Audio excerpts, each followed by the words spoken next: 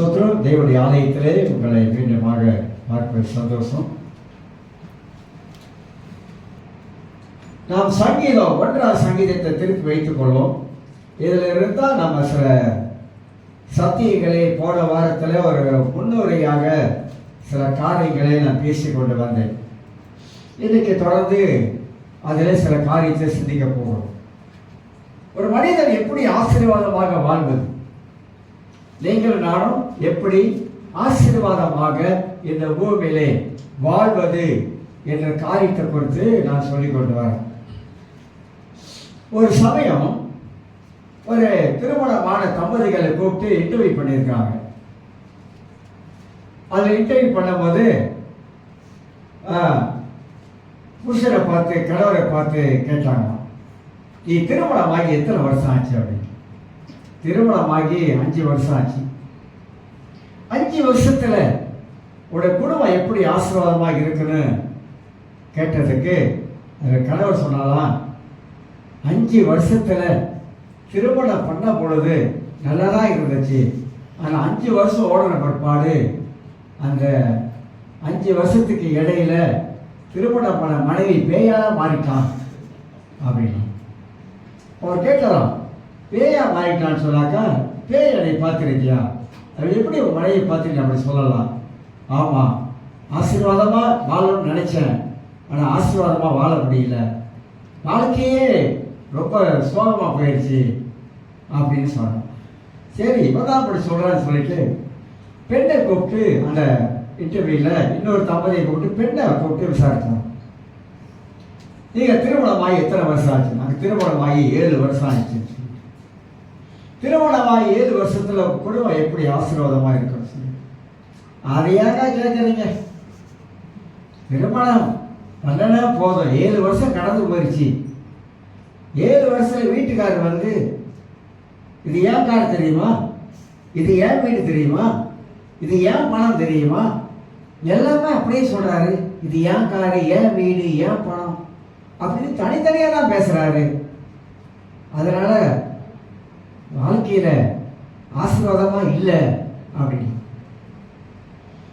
இந்த மாதிரி நம்முடைய குடும்ப வாழ்க்கையில ஆசீர்வாதமான ஒரு குடும்ப வாழ்க்கையை வாழ்வதற்கு அந்த குடும்பத்துக்குள்ளாக பலவிதமான காரியங்கள் ஏற்படுவதை குறித்து நாம் பார்க்கிறோம்.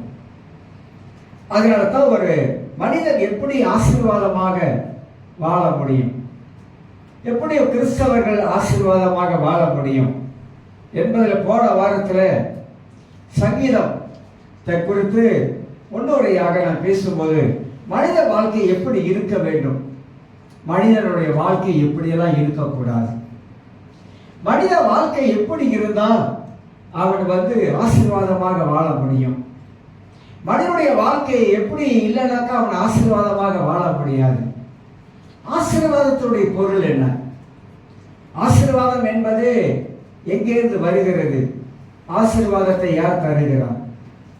இந்த பூமியிலே நீங்கள் நானும் ஒரு நல்ல ஒரு ஆசீர்வதிக்கப்பட்ட வாழ்க்கை வாழ வேண்டும் என்றால் அதற்கு மூல காரணம் ஆண்டவராக இயேசு கிறிஸ்துவா தான் இருக்கும்.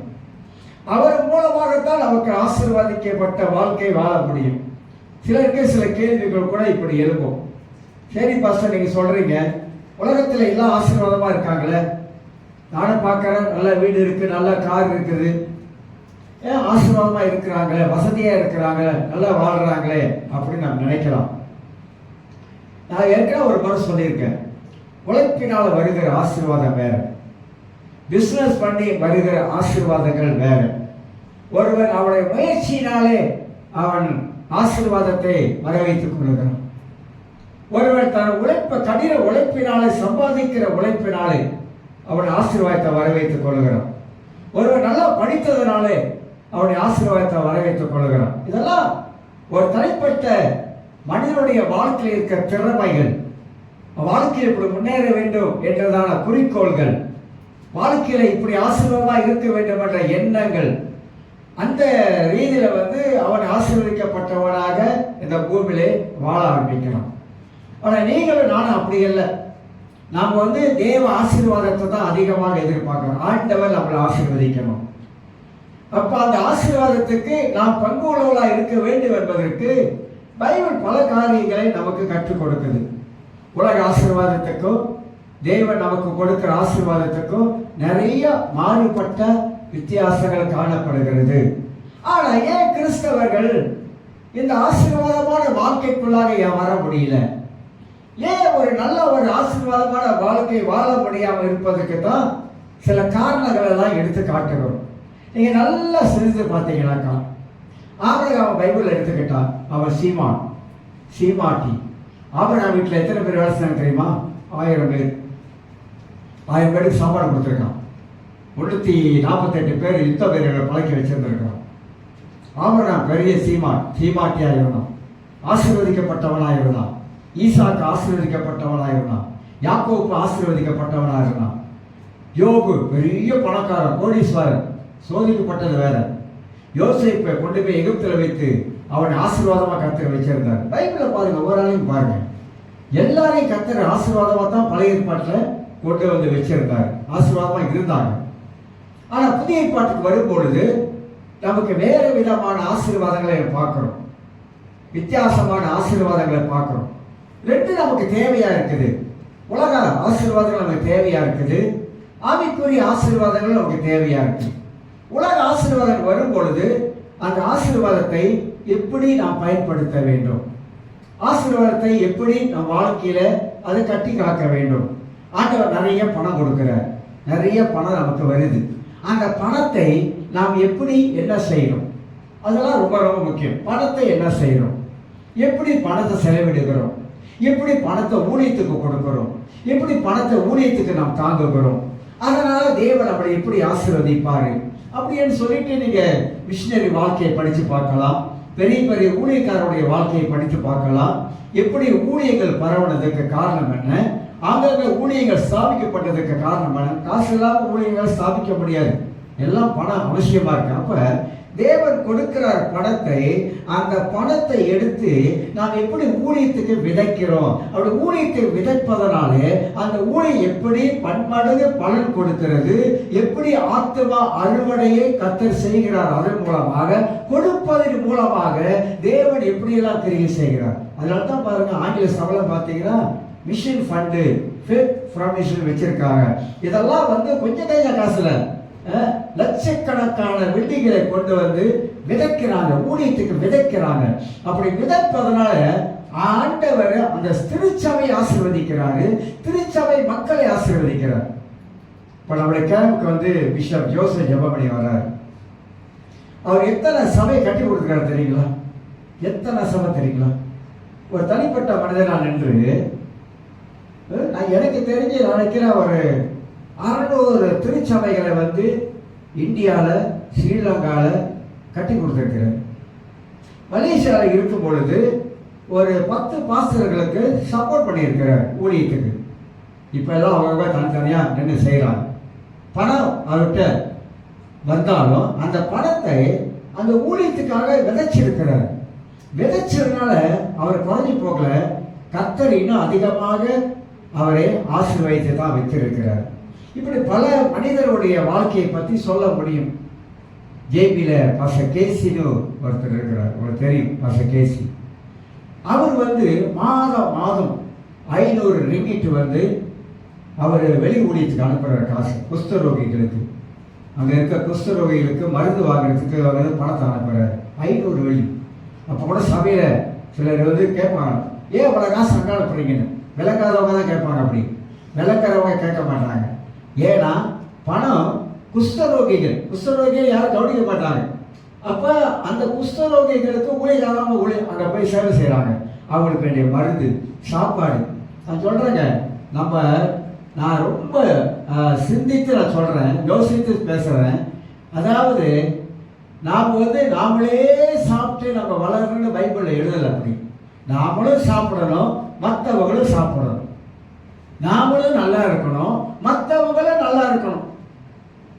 பைபிள் சொல்லுகிறது, ஏழைக்கு இருக்கிறவங்க கர்த்தருக்கு கடன் கொடுக்கிறான்.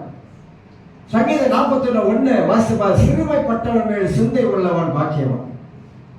சிறுமைப்பட்டவர்கள், கஷ்டப்படுகிறவன், மனிதன் மேல சிந்தையாக இருக்கிறவன், உதவி செய்கிறவன், ஆண்டவர் அதை குறித்தெல்லாம் பைபிளில் நிறைய எழுதியிருக்கிறார். நம்ம அதெல்லாம் விட்டுட்டோம். அது எல்லாம் ஒரு பக்கம் தள்ளி விட்டுட்டோம். நம்ம வந்து சமுதாய சேவை இல்லை, சோசியல் ஒர்க் இல்லை, இதெல்லாம் விட்டுட்டோம். ஆனால் கர்த்தர் ஒரு நாள் அவங்களை பார்த்து கேட்பாரு, நீ ஏன் உட்காந்து நல்லா சாப்பிட்ட, நல்லா இருந்த, ஆனால் சமுதாயத்தில் இருக்கிற மக்களை தேவைகளை நீ வந்து சந்திச்சாயா? சமுதாய மக்களை தேடி போய் இருக்கிறாயா? இல்லை. அதனால நம்ம சொல்லுவோம், இந்த காராக்கு சொல்லுவோம், 2 சாடி வாங்கி கொடுங்க அப்படின்னும். அப்படின்னா சொன்னால் ஒரு பை அரிசி வாங்கி கொடுங்க அப்படின்னும். அப்புறம் 2 முட்டை வாங்கி கொடுக்கணும் இல்லையே? ஏன் அப்படி சொல்கிறோம் அப்படின்னா, ஊழியத்தில் அப்படி கொடுத்து அந்த சமுதாய சேவையில் ஈடுபட்டு அவங்களுக்கு அதன் மூலமாக இயேசுவை பற்றி சொல்லி அவங்களை கிறிஸ்துக்குள்ளாக வழி நடத்துவது பெரிய சால சிறந்த காரியம், அற்புதமான காரியம். நாம் கொஞ்சம் அந்த விதைக்கிறதுல வந்து அவங்க ஆசீர்வதிக்கப்படுறாங்க. ஏழைகள் நிறைய இருக்காங்க. ஏழைகள், தமிழ் மக்கள் ஏழைகள், கஷ்டப்படுறவங்க, சிங்கிள் மதர், பிள்ளைகளை பராமரிக்க முடியாதவங்க, ஸ்கூலுக்கு அனுப்ப முடியாதவங்க நிறைய பேர் இருக்காங்க. நிறைய கஷ்டப்படுற குடும்பங்கள் இருக்குது. நிறைய கஷ்டப்படுற குடும்பங்கள் நிறைய இருக்குது. அவங்களுக்கு நம்ம கிள்ளி கொடுத்தாலே போதும், அது அவங்களுக்கு ஆசீர்வாதமாக காணப்படும். அது கரெக்டாக செய்யணும். கரெக்டாக நம்மளுடைய பணம் கொடுக்குற பணம் கரெக்டாக இருக்கணும். இப்படி செஞ்சால் நாம் ஆசீர்வதிக்கப்படுவோம். கர்த்தர் அப்படி ஆசீர்வதிப்பாரு. நாம் செய்யறதெல்லாம் கர்த்தர் பார்க்கிறார். நீங்க எதையெல்லாம் செய்கிறீங்களோ மற்றவங்களுக்கு, அதையெல்லாம் தேவன் கணக்கிலே வைத்திருக்கிறார். நிச்சயமாக திருப்பி நமக்கு அந்த பலனை ஆண்டவர் நமக்கு தருவார். நமக்கும் ஆண்டவர் ஆசீர்வாதத்தை தருகிறாரு. மற்றவங்களையும் நம் மூலமாக மற்றவங்களையும் கர்த்தர் ஆசீர்வதிக்கிறார். இதெல்லாம் நம்ம செய்ய வேண்டிய காரியம். அதுதான் அந்த ஆசீர்வாதம் வாழ்க்கையில வரக்கூடியதா இருக்கும். அப்ப மனிதன் எப்படி இன்னைக்கு இருக்க வேண்டும், கிறிஸ்தவர்கள் எப்படி இருக்க வேண்டும், எப்படியெல்லாம் கிறிஸ்தவர்கள் இருக்கக்கூடாதோ அப்படிதான் இருக்கிறாங்க. ஆனா எப்படி இருக்க வேண்டும் என்பதை விட்டுட்டு இன்னைக்கு மறந்துட்டாங்க. நிறைய பேர் மறந்துட்டாங்க. நாம் கற்றுக்கொள்ள வேண்டிய காரியங்கள் அநேக காரியங்கள் உண்டு. வேதத்திலிருந்து கற்றுக்கொள்ள வேண்டியது ஏகப்பட்ட காரியங்கள் நமக்கு உண்டு.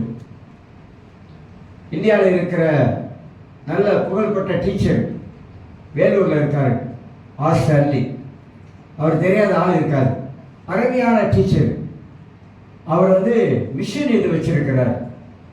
மிஷன், அந்த மிஷனுக்கு பணத்தை அவ்வளோ அனுப்புகிறோம்.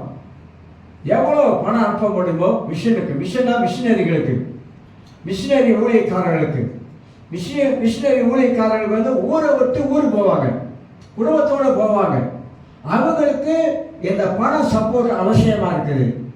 ஏன் அவசியமா இருக்குன்னா, அதன் மூலமாக அவர்கள் சுவிசேஷத்தை அறிவிக்கிறாங்க.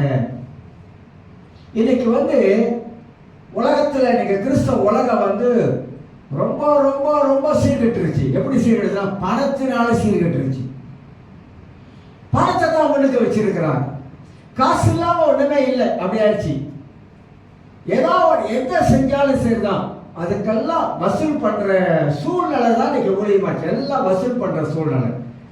எதுக்கு எடுத்தாலும் வசூல், தொட்டதுக்கெல்லாம் வசூல், இதுக்கெல்லாம் வசூல், எல்லாத்துக்கும் வசூல் ஆகிடுச்சு. அந்த மாதிரி சூழ்நிலை இன்னைக்கு உருவாக்கி கொண்டு வருது. ஏன்னா கடைசி காலங்களில் பணப்பிரியர்கள் பெருத்துக்கிட்டே போயிடுவாங்க. பணப்பிரியர்கள். நம்ம ரொம்ப கவனமாக நாம் வாழ வேண்டும்.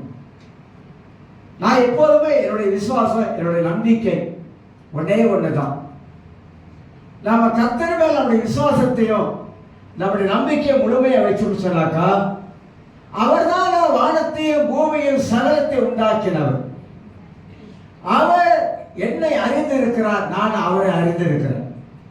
என்னுடைய தேவைகளை அவருக்கு தெரியும். நான் சொல்ல வேண்டியதே இல்லை. ஆண்டவரே எனக்கு இந்த தேவை, ஆண்டவரே எனக்கு இந்த தேவை, ஆண்டவரே எனக்கு இந்த பணம் வேணும், ஆண்டவரே அப்படின்னு சொல்ல வேண்டிய அவசியமே இல்லை. அது எல்லாவற்றையும் என் வாயில சொல் பிறப்பதற்கு முன்பதாகவே அவர் நான் என்ன சொல்ல போறேன் என்பதை அவர் அறிஞ்சிருக்கிறார். வாழ்ந்த விசுவாசத்தில் அப்படி வாழணுங்க. நான் சொல்றேன், விசுவாசத்தில் அப்படி வாழணும்.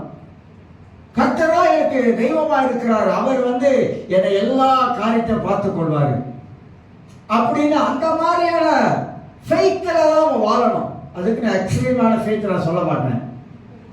ஃபெய்த்னு சொன்னாக்கா விசுவாசம் எக்ஸ்ட்ரீமா போற ஃபெய்த்ல இருக்கு, அதெல்லாம் சொல்ல. நான் என்ன சொல்ல வரேன், கர்த்தர் இவ்வளவா என் வாழ்க்கையை நடத்தி வந்திருக்கிறாரு, இனி நடத்துவாரு, குறைவில்லாம நடத்துவாரு, அதுக்குன்னு கஷ்டம் வராதுன்னு பைபிள் எழுதியிருக்குதா? பாடுகள் வராதுன்னு பைபிள் எழுதியிருக்குதா? சோதனை வராதுன்னு பைபிள் எழுதியிருக்குதா? இல்லவே இல்லை, எல்லாமே வரும். அதுக்கு மத்தியில உங்களையும் என்னையும் கர்த்தர் எப்படி ஆசீர்வாதமா நடத்துறாரு? இந்த பிரச்சனைக்கு மத்தியில, கஷ்டத்துக்கு மத்தியில, சூழ்நிலை மத்தியில நாம எப்படி இருக்கிறோம்? நாம எப்படி ஆண்டவருக்காக நிக்கிறோம்? எவ்வளவு நேரம் ஜெபம் பண்றோம்?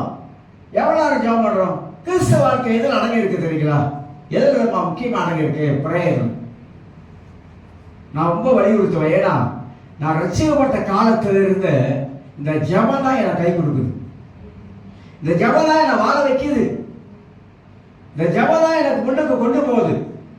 இந்த ஜெபம் தான் தடைகளை உடைக்குது. இந்த ஜெபம் தான் எனக்கு ஜீவனானியா இருக்குது. இந்த ஜெபம் தான் என் வாழ்க்கையில இருக்கிற எல்லா பிரச்சனைகளையும் தீர்க்குது.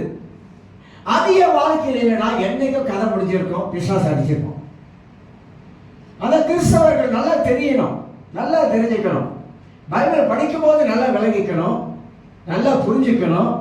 கிறிஸ்தவ வாழ்க்கையும் நல்ல ஒரு அசிரமான வாழ்க்கையாக போட்டு வச்சுக்கணும்.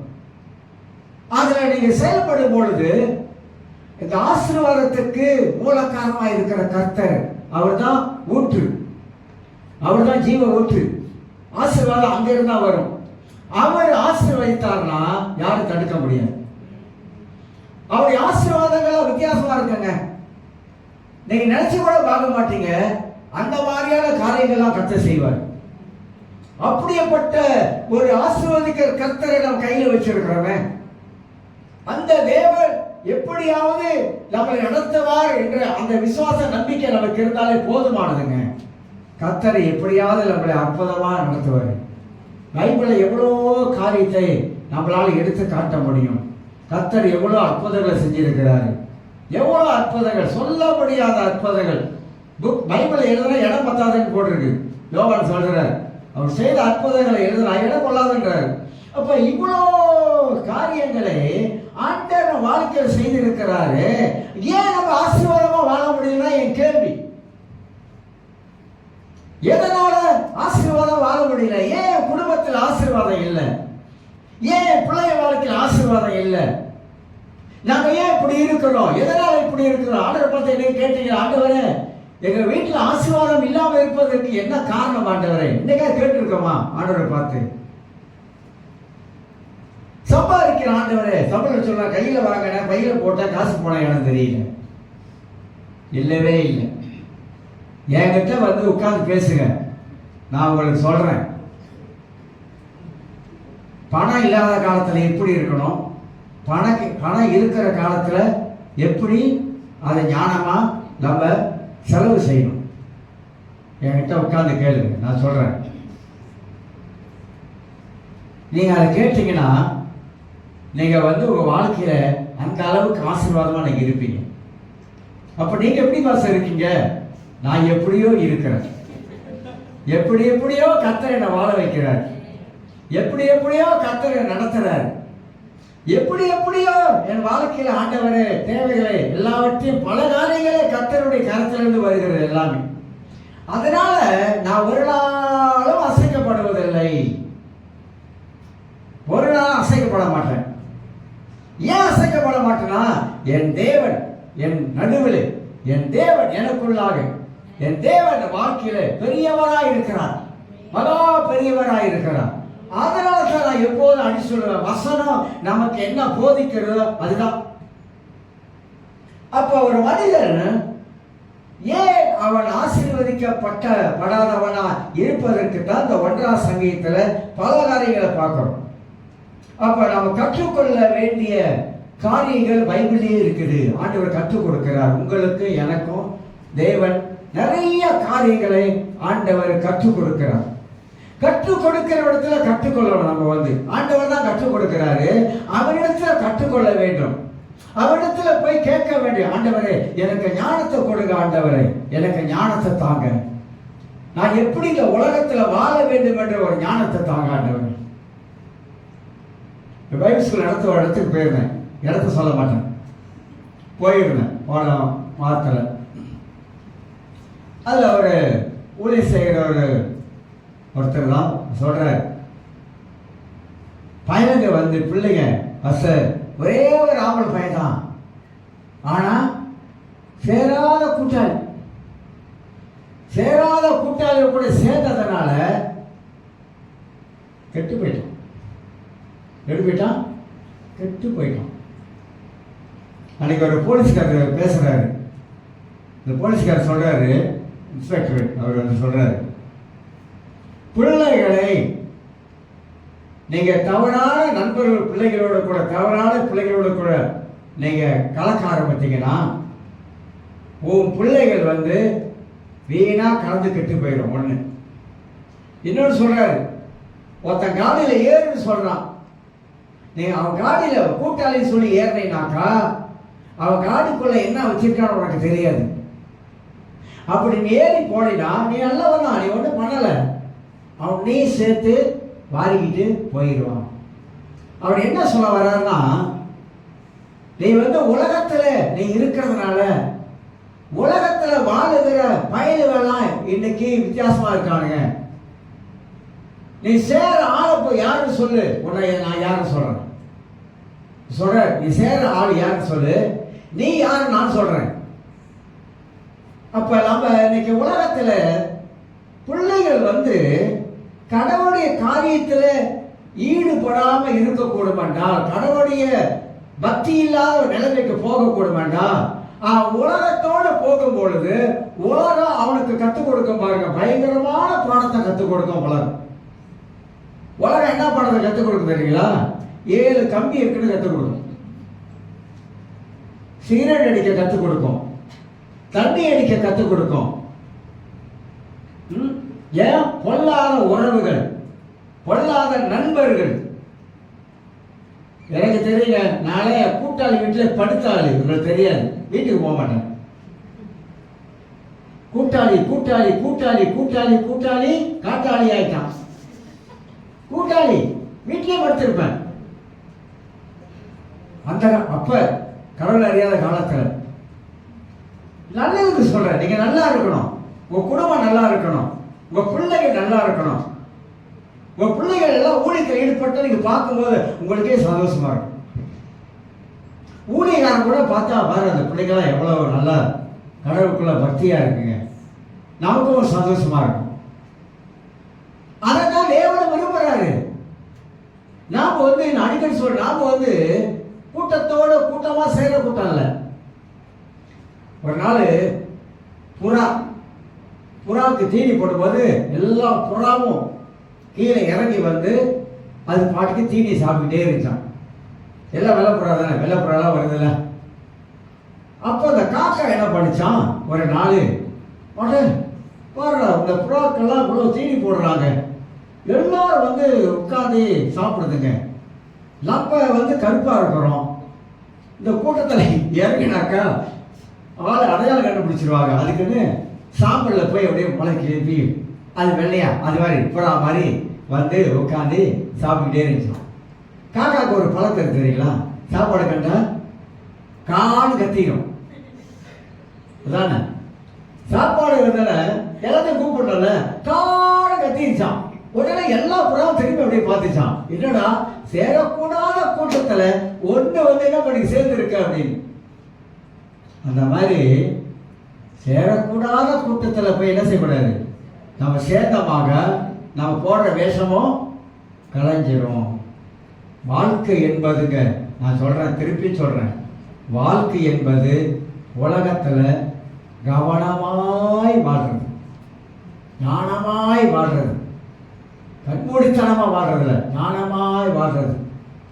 இப்ப நமக்கு தெரியாது, வயசு போக போக போக இளம் வயசு தெரியாது, 50 வயசுல தெரியாது, 50 வயசு தாண்டி போகும்போது, அப்போ கூட சில பேருக்கு விளங்க மாட்டேது, தெரிய மாட்டேங்குது. 50 வயசு தாண்டினா கூட அவங்க என்ன நினைக்கிறாங்கன்னா, நான் இன்னும் மைனர், இன்னும் நான் மைனர் அப்படின்னு நினைக்கிறாங்க. அவர் தாண்டி கடந்து போகும்போது தான் ரெக்ரெட் பண்ணுறாங்க. அவங்க யோசிச்சு பார்க்குறாங்க, சார் இப்படிலாம் இருந்திருக்கக்கூடாது, வயசு போயிடுச்சு. இப்போ மகாதேவ் பாருங்க, 100 வயசு எப்படி ஆயிட்டா தெரியுமா? இப்போ நடக்க முடியாது, வீல் சேரில் உட்கார்ற நிலைமை. விடையை விதைக்கிறவன் அறுப்பான், எந்த வகையாவது அறுத்துருவோம். அதுதான் நடக்கும் இன்னைக்கு உலகத்தில். நல்லா பாருங்க. அதனால ஆண்டவர் கொடுத்த இந்த வாழ்க்கை ஆசீர்வாதமான வாழ்க்கை. இந்த ஆசீர்வாதமான வாழ்க்கையை ஆண்டவரே பூமியிலே நீ ஆசீர்வாதமாய் வாழ வேண்டும் என்பது கர்த்தர் விரும்புகிறார். ஆகையால்தான் மனிதன் பாவத்தினால் வரக்கூடிய விளைவுகளை அவனுக்கு தெரியாமல் இருக்குது. பாவத்தினால் வரக்கூடிய விளைவுகள் சாதாரணமான விளைவுகள். ஆனா கர்த்தர் மன்னிக்கிறார். பாவம் செய்த ஒருவன் அவன் தேவனிடத்தில் போகும்போது, ஆண்டவரே என் குறைகளை, குற்றங்களை, பாவங்களை மன்னினாக்கா கர்த்தர் மன்னிக்கிறாரு. ஆனா அவர்கள் பாவத்திலே நிலை கொண்டிருந்தால் அவன் தேவனை விட்டு தூரமா போகிறான், கடவுளை விட்டு தூரமா போய் கொண்டிருக்கிறான். நல்லா புரிஞ்சு கொள்ளணும். அப்ப அதன் மூலமாக ஆசீர்வாதம் வருமா? வராது. பாவத்தினாலே மனிதனுக்கு ஆசீர்வாதம் வந்ததுன்னு பைபிள்ல எங்கேயுமே எழுதல. பாவத்தினால தாவீது பல விதமான பிரச்சனையை சந்திச்சார், பல ஆபத்துகளை சந்திச்சார் பாவத்தினால்.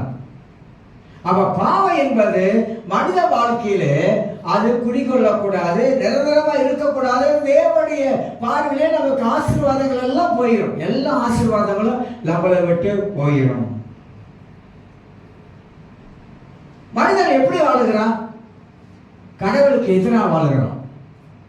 ஏன் மனிதன் கடவுளுக்கு எதிராக வாழுகிறான்? அவன் செய்யறது எதிராக இருக்குது, அவன் பேசுறது எதிராக இருக்குது, அவன் சிந்திக்கிறது எதிராக இருக்குது, அவன் செயல்படுற காரியங்கள்லாம் கடவுளுக்கு எதிராக இருக்குது.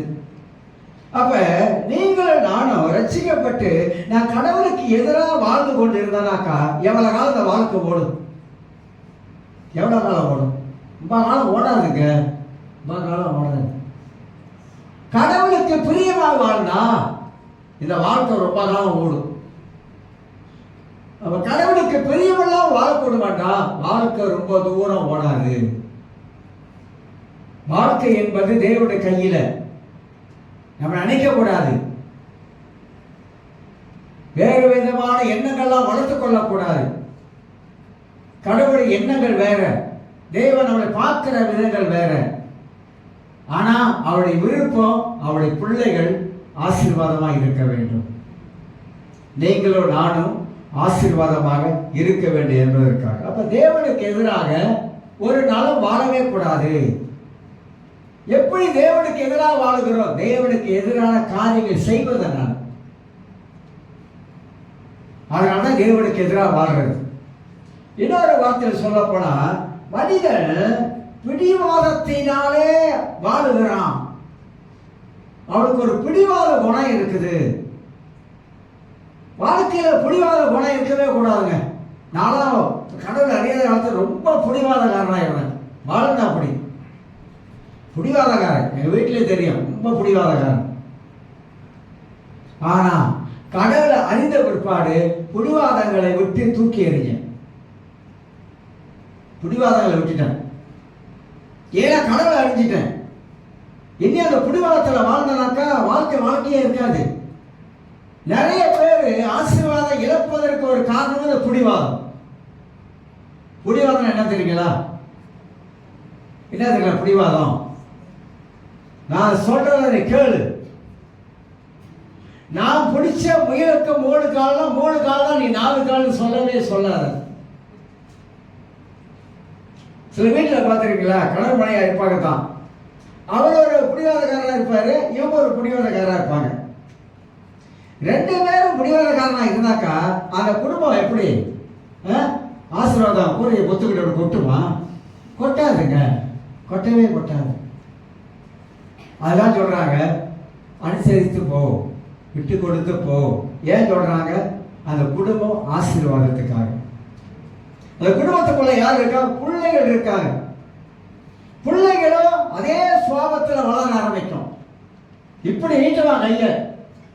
யார் ஒரு உங்க குடும்பத்தில் ஒரு பிள்ளை இப்படி கையை நீட்டாலும் அந்த கையை நீட்டும் போது பக்கத்தில் ஒரு ரோத்தம் எடுத்து இந்த விரலை பார்த்து பலாறு அடிக்கணும். 2 நாளைக்கு சோறு சாப்பிட முடியாது அந்த விரல, அப்படி அடிக்கணும். இந்த விரலை நீட்டுறவங்க பிள்ளைகளை உண்மையா சொல்றேன்.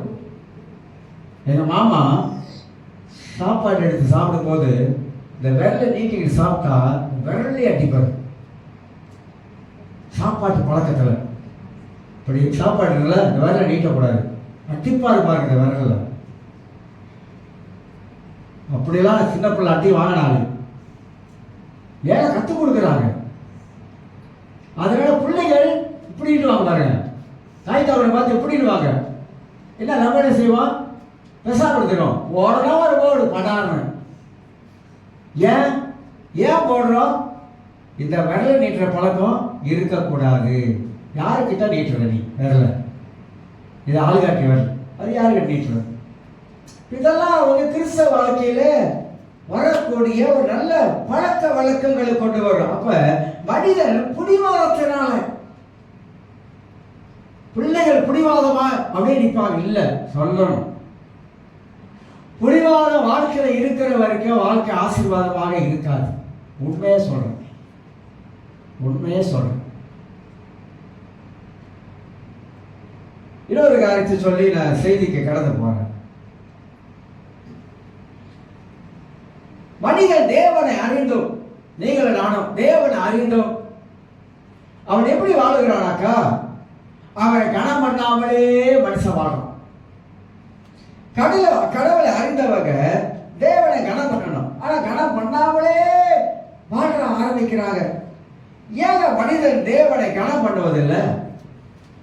தேவன் கனத்துக்குரியவர், மகிமைக்கு உரியவர், எல்லாத்துக்கும் அவர் தான் பாத்திரராக இருக்கிறாரு.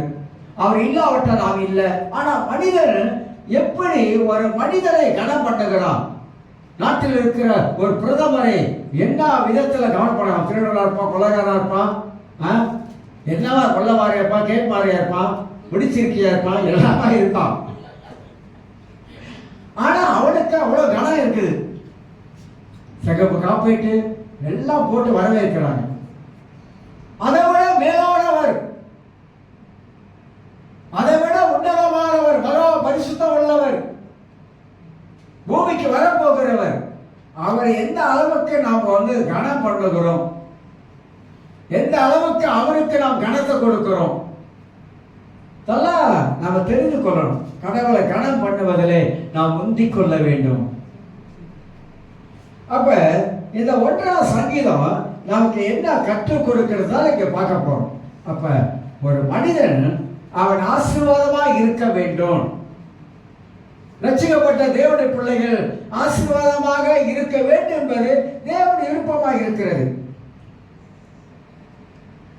2 காரியம் சொல்லி முன்னூறு செய்திக்கு போல, நான் முன்னூறு தான் சொல்லிட்டு வரேன். ஒன்றும் பாயிண்ட்டுக்கெல்லாம் ஒன்றும் போல. அடுத்த வாரம் தொடருவேன். இந்த வாரம் முடிஞ்சா உள்ளுக்கு நுழைவேன், இல்லைன்னா அடுத்த வாரத்துக்குள்ள வருவேன்.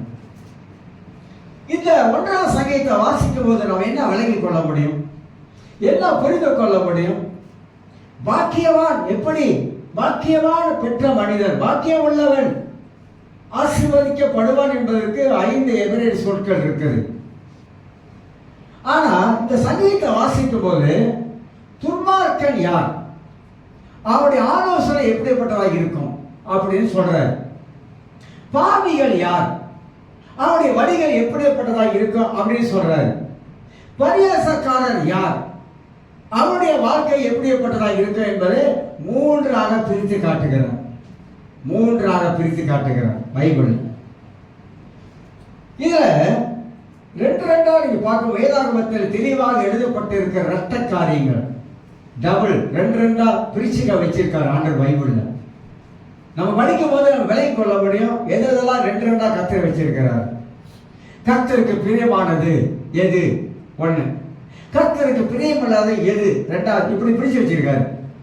தேவனுக்கு பிரியமானது எது, தேவனுக்கு பிரியமில்லாதது எது, அப்படிலாம் பிரிச்சு வச்சு பைபிள்ல படிச்சு பார்க்கணும், பிரிச்சு படிச்சு பார்க்கணும். அதுல ஒரு 3 காரியங்களை உங்களுக்கு நான் சொல்ல பிரயாசப்படுகிறேன்.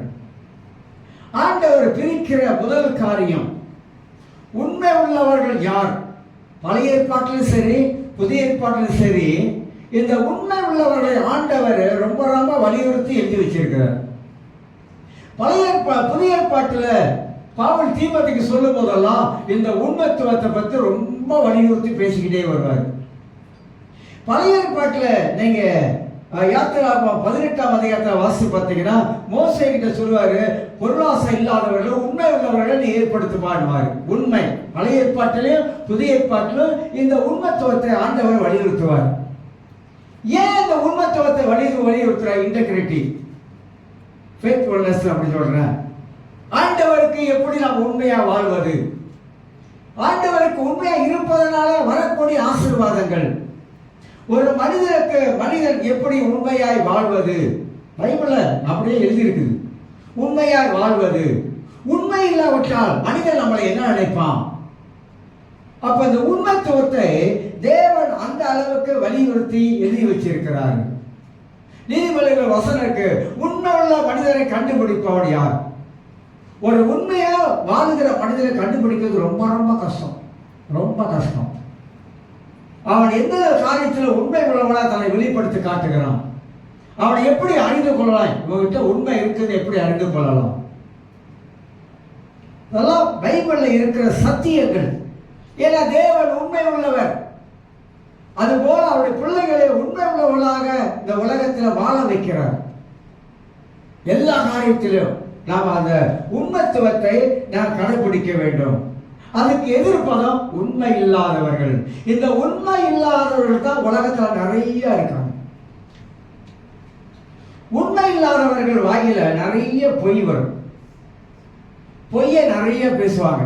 ஏன்னா உண்மை உள்ளவர்கள் பொய் பேச பயப்படுவாங்க. இந்த உண்மைத்துவம் இல்லாவிட்டா பொய் சரளமாக வர ஆரம்பிக்கும். அதனால அவர் தெரிந்து கொள்ள வேண்டும். பைபிள் 2 ஆண்டவர் பிரிச்சு வச்சிருக்கிறாரு. 2 மனிதர்களை 2 கூட பிரிச்சு வச்சிருக்கிறாரு. ஏசா, யாக்கோப்பு அப்படி பிரிச்சு வச்சிருக்காரு. ஏன் பிரிச்சு வச்சிருக்கிறாரு? ஒவ்வொருத்தரோட கேரக்டரை பார்க்க சொல்றாரு ஆண்டவர். ஒரு மனிதனை எப்படி அவன் வாழ்கிறான் என்பதை பார்க்க சொல்றாரு. இதெல்லாம் பைபிளை படிக்கும் பொழுதுதான் நாமளே திருத்திக் கொள்வதற்கு வேதம் நமக்கு ஒரு அற்புதமான புஸ்தகமாக இருப்பதை நாம் விலகிக் கொள்கிறோம். 2வது ஒரு காரியத்தை பிரிச்சு காட்டுற காரியம், யார் நீதிமான யார் பாவி. இந்த 1ஆம் சங்கீதம் அதையும் காட்டுது. நீதிமானா உள்ளவன் எப்படிப்பட்டவனா இருக்கிறான், பாவியாய் வாழுகிறவன் எப்படிப்பட்டவனா இருக்கிறான். இந்த பாவி ஏதாவது நன்மை செய்ய முடியுமா? பாவி யாருக்குமே நன்மை செய்ய மாட்டான். ஒரு பாவத்தில் இருக்கிறவன் மற்றவர்களுக்கு நன்மை செய்வது அவன் வாழ்க்கையில் இருக்கவே இருக்காது.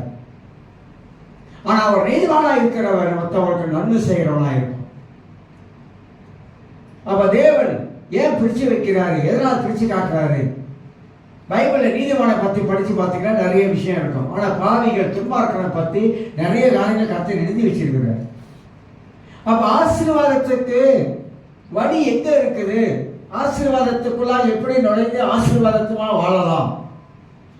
எப்படி ஆசீர்வாதம் பறிக்கப்படுகிறது? சாத்தான் ரொம்ப கெட்டிக்கார தந்திரம் உள்ளவன். நமக்கு வர்ற ஆசீர்வாதத்தெல்லாம் அவன் பறிச்சிடறான்.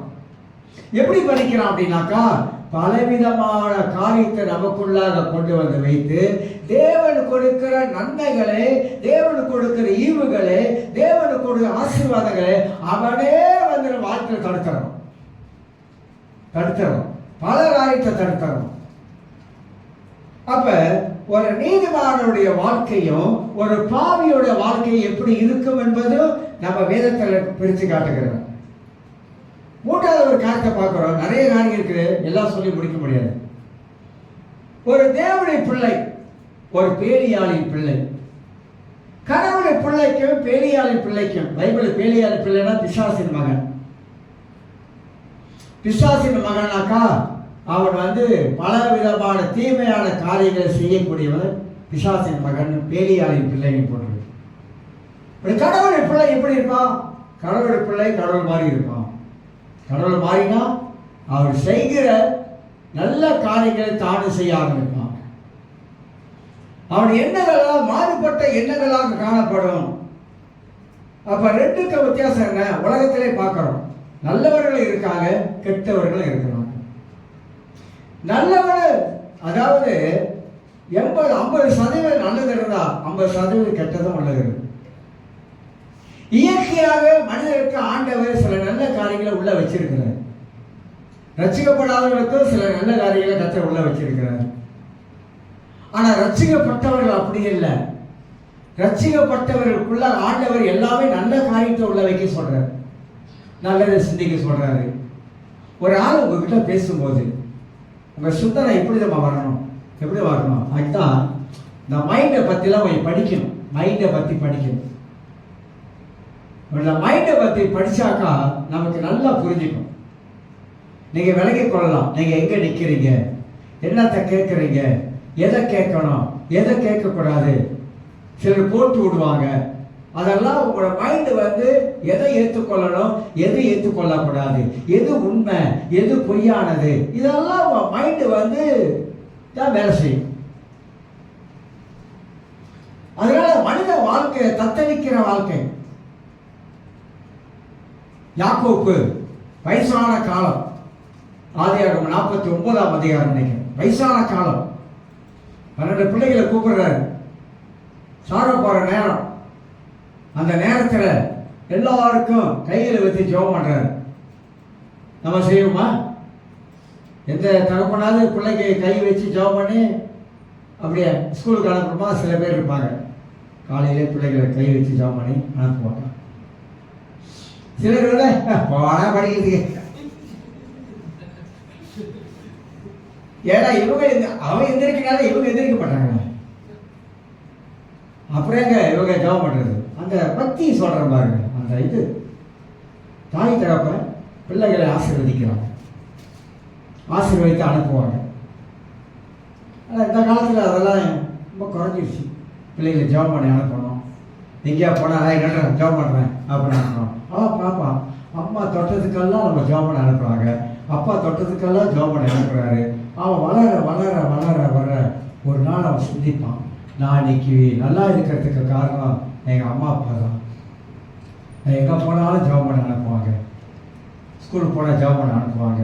பெரிய வளர்ந்த பிற்பாடு வேலை செய்வது கூட ஜெபம் பண்ணி அனுப்புவாங்க. பெரிய பெரிய ஊழியக்காரருடைய சரித்திரத்தை படித்து பார்த்தீங்கன்னா, சார்ல்ஸ் பின்னி இவருடைய மெத்தடி சபையை ஸ்தாபித்தவர் உடைய வாழ்க்கை சரித்திரம் படித்து பார்த்தா, தாய் கண்ணீரோடு அந்த கால் மாட்டில் நின்று அந்த கண்ணீர் அந்த காலில் விழுவும். ஐயோ என் பையன் உலகத்துக்கு போயிடக்கூடாது, இல்லவரே என் பையனை தூக்கி எடுங்க, ஒரு ஊழியத்துக்காக பயன்படுத்துங்க. பால் தினகரனுடைய தாயும் அப்படிதான் ஜெபம் பண்ணியிருக்கான். உலகத்தில் போனால் பொழுது அவர் சொல்லியிருக்கிறாரு, கண்ணீரோடு ஜெபம் பண்ணியிருக்கிறார். அந்த ஜெபமெல்லாம் பிள்ளைகளை காப்பாற்றிருக்குது. உண்மையாக சொல்கிறேன், இந்த ஜெபமெல்லாம் பிள்ளைகளை காப்பாற்றிருக்குது. கண்ணீரோடு ஜெபித்தாரு, கர்த்தர் பார்த்துருக்கிறார். கர்த்தர் பார்த்து பிள்ளைகளை பாதுகாத்திருக்கிறார். தெரியாதுங்க, பெற்றோர்கள் இன்னைக்கு பிள்ளைகளுக்காக ஜெபிக்காததுனால தான் பிள்ளைகள் சாத்தானுடைய வலையில விழுந்துடுறாங்க. பிள்ளைகளை பெற்று எடுத்து வளர்க்கறதெல்லாம் சாதாரண காரியம். அந்த காலத்தில் 10 பிள்ளைகள் இருப்பாங்க. 10 பிள்ளைகள் இருந்தாலும் இந்த பெற்றோர் அந்த 10 பிள்ளைகளை படிக்க வச்சிருப்பாங்க. அந்த 10 பிள்ளைகள் சாப்பாடு போட்டு வளர்த்துருப்பாங்க. ரொம்ப கஷ்டப்பட்டுலாம் வளர்த்துருக்காங்க. இந்த காலத்துல பிள்ளைகளை பெற்றெடுத்து நல்லா கஷ்டப்பட்டு அவங்கள படிக்க வச்சிருக்கிறாங்க. இந்த காலத்துல எத்தனையோ டாக்டர் இருக்காங்க, கஷ்டப்பட்டு படிக்க வச்சிருக்காங்க. எத்தனை நல்ல படிக்கிற பிள்ளைகளா வளர்ந்து விட்டுருக்காங்க. அப்ப இந்த தாய் தகப்பன் அந்த பிள்ளைங்க மேல எவ்வளவு எஃபர்ட் போடுறாங்க, எவ்வளவு அக்கறை வைக்கிறாங்க, எவ்வளவு பாசம் வைக்கிறாங்க. எதுக்காக? அவங்க எதிர்காலத்தில் நல்லா இருக்கணும், என் பிள்ளை நல்லா இருக்கணும், என் கண்ணுக்குள்ள நல்லா இருக்கணும். இன்னைக்கு எத்தனை பெற்றோர் தாய் தகப்பனை வீட்டில் வச்சு பார்க்குறாங்க சொல்லுங்க. வயசான காலத்தில் கூட சிலர் இருந்திருக்காங்க, விட்ட பாப்பாலாம் பாராட்டலாம். அதை மாதிரி சிலர் நீங்கள் இருக்கீங்க. உங்களுடைய தாய் தகப்ப உங்களுடைய வயசான அம்மா அப்பா வீட்டில் வச்சு பார்த்துருக்கீங்க. அதெல்லாம் உங்களுக்கு வர வேண்டிய ஆசீர்வாதம் சொல்கிறேன். இந்த பிரகாஷ் அம்மாவில் அவங்களுடைய மாமியாரெல்லாம் வீட்டில் வச்சு பார்த்துருக்காங்க, வயசான காலத்தில் பார்த்துருக்காங்க. அவங்களுக்கு எந்த குறையெல்லாம் பார்த்துருக்காங்க. பல பேர் இருக்காங்க அப்படி. இங்கே இருக்கிறவங்க பல பேர் இருக்கீங்க. அது மாதிரி நம்ம வளர்த்தவங்களை, நம்மளை வளர்த்து விட்ட எங்கள் அம்மா அப்பாவை நான் பார்க்கும்போது வயசான காலத்தில் அவங்கள ஒரு கண் கலக்காம அவங்க மேலே பாசத்தை காட்டி, என்னம்மா உங்களுக்கு வேணும், என்னப்பா உங்களுக்கு வேணும் அப்படின்ற ஒரு தைரியம் மூட்டக்கூடிய பிள்ளைகளை வந்து நீ குறைஞ்சிட்டாங்கன்னு சொல்ல வர. இருக்காங்க, இல்லைன்னு சொல்ல, குறைஞ்சிட்டாங்க. சில வேளை வயசானவங்களை பார்த்தா நமக்கு அவ்வளவு கவலையா இருக்குது. ஏன்னா அவங்க அந்த அளவுக்கு பிள்ளைகள் வந்து கைவிட்டுட்டாங்க. ரொம்ப வருத்தமான காரியங்க, ரொம்ப வருத்தம். அவங்க அன்னைக்கு நினைச்சு பார்ப்பாங்க, பிள்ளைய வந்து என்னை பார்க்கணும்னு நினைச்சேன், கடைசியா எத்தனை தாய் தவ கண்ணீர் விடுறாங்க, அனாதை இல்லத்துல அழுதுருக்கிறாங்க. சில பேட்டியெல்லாம் காட்டுறாங்க பாருங்க. நீ ஏமாக்க வந்தீங்க, இல்லை பயப்பட விட்டுட்டான். ஏன் விட்டுட்டான்? பொம்பளை பேச்சு கேட்டுட்டான். கல்யாணம் கட்டின பொம்பளை பேச்சு கேட்டதுனால பொம்பளை வந்து இருக்க வேணாம் கூட அங்கே விட்டுருங்க, நம்ம ஜாலியில் ஜுக்கானா இருப்போம். அப்படி இருக்காங்களே. இந்த வயசான கிளியை வச்சுக்கிட்டு நமக்கு கஷ்டமா இருக்குது, வயசான கலவனை வச்சுட்டு கஷ்டமா இருக்கு. இதெல்லாம் எவ்வளோ கிறிஸ்தவக, தயவு செய்ய சொல்றேன், கிறிஸ்தவக செய்யவே கூடாத ஒரு காலம்.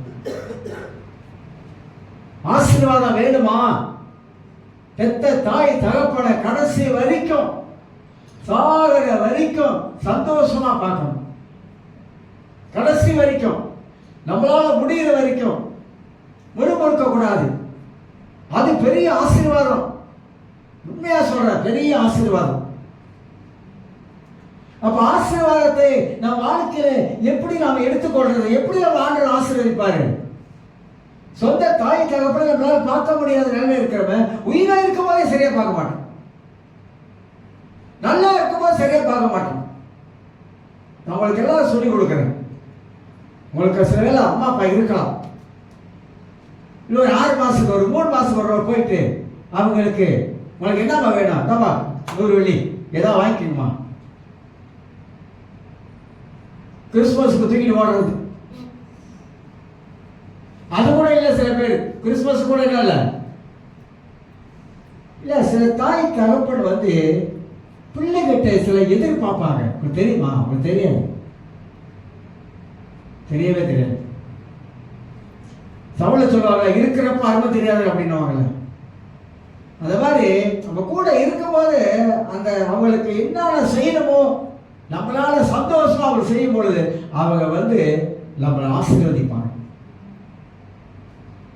நம்ம வெளியே சொல்லாவிட்டால் 4 பேர் சொல்லுவாங்க, என் பிள்ளைய நம்ம ஒரு குறமெல்லாம் வச்சிருக்கணும். அப்ப ஆசீர்வாதம் எப்படிங்க வரும் நமக்கு? இதெல்லாம் கர்த்தர் செய்ய சொல்றாரு. நம்ம வீட்டில் இருக்கிற நம்முடைய தாய் தகப்பனை நம்மளால பார்க்க முடியல அப்படின்னாக்கா எங்க இருந்து ஆசீர்வாதம் வரும்? தாய் ஒரு தகப்பனை கனம் பண்ணு, கட்டளை. தாய் தகப்பனை கனம் பண்ணு. இல்ல நான் கல்யாணம் பண்ணிட்டேன், எனக்கு 4 பிள்ளை இருக்குது, அதனால அவங்க பார்த்துக்குவாங்க அப்படின்னு பைபிள் சொல்லுது. உன் பெத்தெடுத்த உன் தாய் ஒரு தகப்பனை போய் கனம் பண்ணு. கிறிஸ்துமஸுக்கு மட்டும் ஒரு சாரி தூக்கிட்டு ஓடாத, அப்படி செய்யறதில்ல. அப்படின்னு பைபிள் சொல்லல. அவளை விசாரிக்கணும். உங்களுக்கு என்னம்மா வேணும் சொல்லுமா, அவளை விசாரிக்கணும். அவங்களை சந்தோஷம் வச்சிருக்கிறது பெரிய ஆசீர்வாதம். இதெல்லாம் தேவன் நமக்கு கொடுக்கிற ஆசீர்வாதங்கள். அப்ப தேவனுடைய பிள்ளைகள் வேலையவன் பிள்ளைகளுக்கு பார்க்கும்போது தேவனுடைய பிள்ளைகள் தேவனுடைய பிள்ளைகளாக இருந்து எப்படி நம்மளை வளர்த்து ஆளாக்கின அந்த தாய் தகப்பனை எப்படி நம்ம வந்து கனம் பண்ணணும், அவளை கனம் பண்ணணும். அந்த காலத்துல பாருங்க, இந்த திராவிட கட்சியில் இருக்கிறவங்க கூட கல்யாணம் பண்ணுற முறையெல்லாம் திராவிட கழகத்தில் வேற. ஏன்னா அவங்க கொள்கை வேற. கல்யாணம் பண்ண கையோட யார் காலத்தில் முதல் விடுவாங்க? தாய் தப்ப காலில் தான் விடுவாங்க. நம்ம கிறிஸ்துவத்தில் இருக்கா சொல்லுங்க? கிறிஸ்துவத்தில் இருக்குதா? சிலர் செய்கிறாங்க, இருக்கலாம், சிலர் இருக்கலாம். அம்மா அப்பா முன்னுக்கு காலில் விழுதை ஆசீர்வதிங்க அப்படின்னு சொல்றவங்க இருக்காங்க. ஆனா இப்ப இல்லைங்க.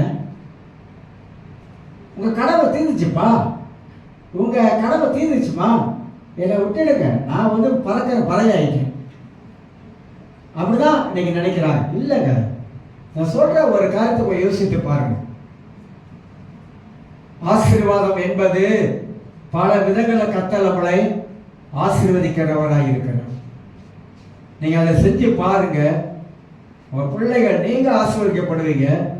அதனால தாய் தகப்பனும் மனம் குளிர்ந்து போகும், மனம் சந்தோஷமா இருக்கும்.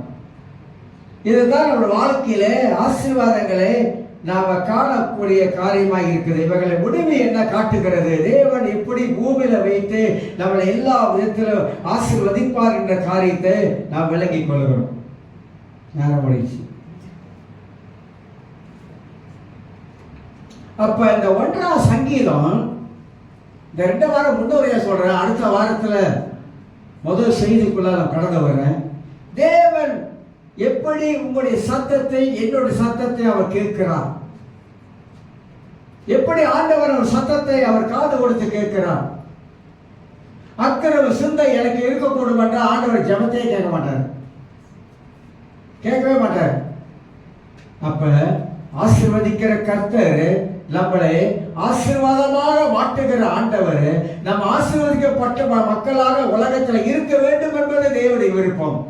நீங்க மனசை நினைச்சுக்கொள்ளுங்க, உடனே நினைச்சுக்கொள்ளுங்க, ஆண்டவரே நீர் இந்த உலகத்தில் வச்சிருக்கிற நோக்கம் ஆசீர்வாதமா இருக்கணும். ஆசீர்வாதம் இருப்பதற்கு வழியெல்லாம் காரணங்களெல்லாம் புரிஞ்சுக்கிட்டேன். அதனால என்ன நீங்க எல்லா ரீதியிலும் ஆசீர்வதிங்க ஆண்டவரே. ஏனென்றால் நான் உடைய வார்த்தைக்கு நான் கேட்கிறேன், உடைய வார்த்தைக்கு செவி கொடுக்கிறேன், உடைய பிள்ளையாக வாழ ஆரம்பிக்கிறேன். ஆசீர்வாதத்துக்கு பல தடை இருக்குது தெரியுங்களா உங்களுக்கு? நமக்கு வரக்கூடிய ஆசீர்வாதங்களுக்கு பிசாசு பல தடைகளை போட்டு வச்சிருப்போம். அந்த தடைகளை நம்ம தான் உடைக்கணும். என்னென்ன தடை உங்களுடைய ஆசீர்வாதத்துக்கு தடையா இருக்குதோ அந்த தடையெல்லாம் இயேசு நாமத்தில் நீங்க உடைச்சிங்கனாக்கா நிச்சயமாக உங்க குடும்பத்துல ஆண்டவருடைய ஆசீர்வாதம் என்னைக்கும் குறையாமல் இருக்கும். அப்பத்தையும் தண்ணீரும் கர்த்தர் ஆசீர்வதிக்கிற கர்த்தர், நம்முடைய மற்ற தேவைகளை எல்லாவற்றையும் ஆசீர்வதிக்கிற கர்த்தர், நம்ம குடும்பத்திலே அந்த ஆசீர்வாதத்தின் பெருக்க நம்ம வாழ்க்கையில் இருக்கும். அதுக்கு என்ன செய்யணும் தெரியுங்களா? என்ன செய்யணும்? இருக்கணும் நமக்கா குடும்பத்துக்குள்ளாக தேவ ஆசீர்வாதம் நினைச்சு நிற்கணும்னா ஒன்னே ஒன்று தான் அடிக்கடி சொல்லுவோம். ஒன்னே ஒன்று தான் அடிக்கடி என்ன சொல்லுவோம்? வீட்டில் செய்யணுமா செய்யணுமா? அதாவதுங்க, நான் ரொம்ப நேரம் சொல்லலை. ஒரு பிஸ்னஸ் பண்ணுறீங்க, போயிட்டு வரீங்க, பிஸ்னஸ் முடிஞ்சு இந்த வேலைக்கு போகிறீங்க, வீட்டுக்கு போட்டீங்க, எல்லாம் வீட்டுக்கு வந்துட்டீங்க, எல்லாரும் சாப்பிட போகிறீங்கள, அந்த சாப்பிட்றதுக்கு முன்பதாக ஒரு 5 நிமிஷங்க 5 நிமிஷம் கூட வேணாங்க, ஒரு 3 நிமிஷம் ஆண்டவரே இன்னைக்கு வேலைக்கு போயிட்டு வந்தேன், சுகபத்திரமா பாதுகாத்து கொண்டேன், அப்பத்தி தண்ணீர் ஆசீர்வதிச்சிருக்கீங்க, மக்கள் நன்றி ஆண்டவரே, மக்கள் நன்றி. ஒவ்வொரு நாளும் என்னை இப்படி நடத்தி வரீங்க, மக்கள் நன்றி ஆண்டவரே. அந்த 3 நிமிஷம் ஜபம் சாப்பிட்றதுக்கு முன்னுக்கு செய்ய முடியாது, செய்ய முடியாது. படுக்க போகும்போது பெட்டில் உட்காந்துட்டு முட்டிலாம் போட வேணாம், தேஞ்சிடும். உட்காந்து ஆண்டவரே நல்ல தூக்கத்தை தாங்க, அது காலையில் உடைய முகத்தில் விழிப்பதற்கு உதவி செய்யுங்க, சுகத்தை தாங்க, பலத்தை தாங்க, ரத்தத்தினால கழுவுங்க, குற்ற முறைகள்லாம் மன்னிங்க அப்படின்னு சொல்கிறதுக்கு 1 நிமிஷம் போதுமா? 1 நிமிஷம் போதும். செய்ய முடியாது. உங்களுக்கு எல்லாத்துக்கும் மனசாட்சி இருக்கு, எனக்கும் ஒரு மனசாட்சி இருக்கு. எனக்கும் மனசாட்சி இருக்கு, உங்களுக்கும் ஒரு மனசாட்சி இருக்கு. இப்போ அந்த மனசாட்சி உங்களை இப்போ என்ன சொல்ல தெரியுமா? உண்மையே நீ செய்யறியா? என்னை பார்த்து கேட்கும், உண்மையே நீ செய்யறியா? உண்மையாக நான் செய்கிறேன்னு என் மனசாட்சி சொல்லும், ஆமாம் உண்மையாக நான் செய்கிறேன். ஆனால் அந்த மனசாட்சி அவங்ககிட்ட என்ன சொல்லுதுன்னா, தூங்கும் போது எல்லாத்துல கொட்டாவி கெட்டாவி வருதா அப்படியே படுத்து தூங்கிறேன். அந்த ஒரு நிமிஷம் ஆண்டவருக்கு நன்றி சொல்ல, அந்த ஒரு நிமிஷம் இயேசு ரத்தத்தால் நம்மளை மூடி மறைக்க, அந்த ஒரு நிமிஷம் இயேசு ரத்தத்தால் நம்மளை கழுவ, அந்த ஒரு நிமிஷம்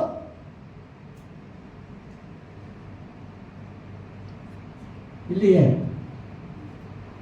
யோசித்து பாருங்க. தேவன் எவ்வளவு செஞ்சிருக்காருங்க, உங்களுக்கு எனக்கு எவ்வளவு செஞ்சிருக்காரு. நான் இதையா ஏன் நான் சொல்றேன் அப்படின்னா, ஏன் அதை செய்ய சொல்றேன்னாக்கா, ஆசீர்வாதம் தேவனிடத்தில் வருகிறது. அந்த ஒரு நிமிஷம் ஜெபத்துல ஒரு ஆசீர்வாதம் இருக்கு. அந்த ஒரு நிமிஷம் நீங்க ஜெபிப்பதை கர்த்தர் கேட்கிறாரு. அந்த ஒரு நிமிஷம் ஜெபத்துக்கு உங்களுக்கு பாதுகாப்பு இருக்குது. அந்த ஒரு நிமிஷம் ஜெபத்துக்கு உங்களுடைய பாவங்கள் மன்னிக்கப்படுது. ரத்தத்தால் கழுவுறீங்களே, பாவங்கள் மன்னிக்கப்படுது. இதெல்லாம் ஒரு நிமிஷம் ஜெபத்தை அடங்கி இருக்கு. அதையும் கர்த்தர் கேட்கிறாரு. ஆனா என்ன கேள்வினாக்கா, அந்த ஒரு நிமிஷம் ஜெபத்தை செய்யறதில்ல கேள்வி. செய்யறது இல்லையே. அப்ப இதெல்லாம் செய்யாம ஆசீர்வாதம் வேணும், ஆசீர்வாதம் வேண்டாம், எங்க இருந்துங்க ஆசீர்வாதம் வரும்? எங்க இருந்து வரும் ஆசீர்வாதம்? எங்க இருந்து வரும் ஆசீர்வாதம்? நினைச்சு பார்ப்போம் எல்லாரும். சோத்திரம் ஆண்டவரே.